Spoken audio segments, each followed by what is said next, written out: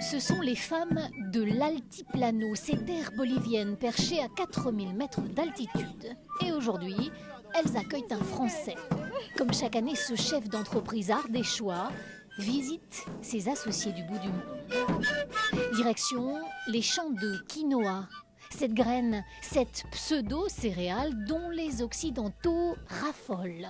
On va aller voir de près nos producteurs, le début de la récolte, là, on arrive. Didier Péréol dirige une entreprise leader en Europe pour le marché du quinoa. Son réseau de petits producteurs est exclusivement implanté sur ces hauts plateaux.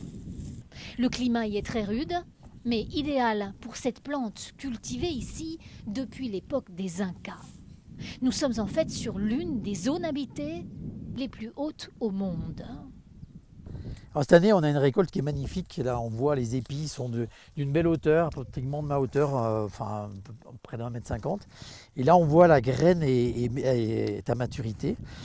Une graine aux qualités nutritionnelles exceptionnelles, digeste, sans gluten, mais riche en fer comme en protéines.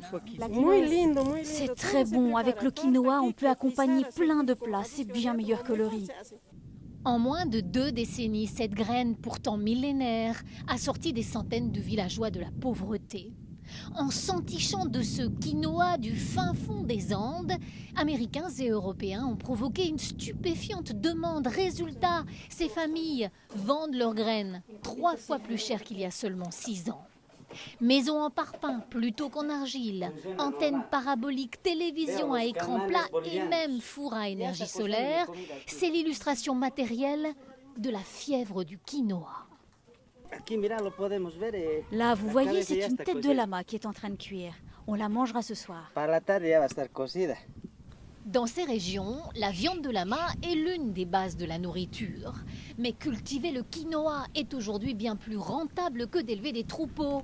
Résultat, les producteurs sont tentés de se débarrasser de leur lama. Or, notre Français veut vendre un quinoa bio sans engrais chimiques. Il lui faut donc convaincre les locaux de conserver leur lama et leurs précieux engrais naturels.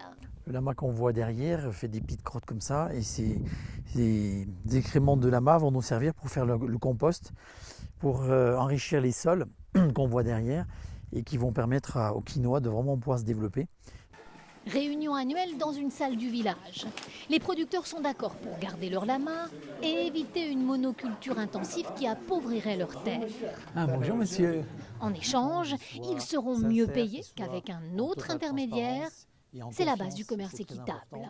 Et vous pouvez compter en tout cas sur moi, sur mon entreprise et tous mes collaborateurs qui essaient de faire connaître la graine magique qui est le grain d'or.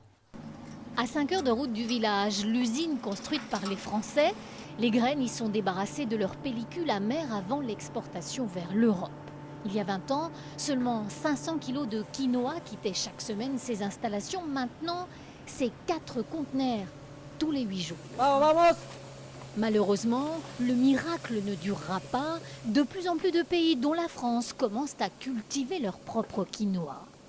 Mais la variété la plus noble reste pour l'instant celle de l'Altiplano, au cœur de la cordillère des Andes.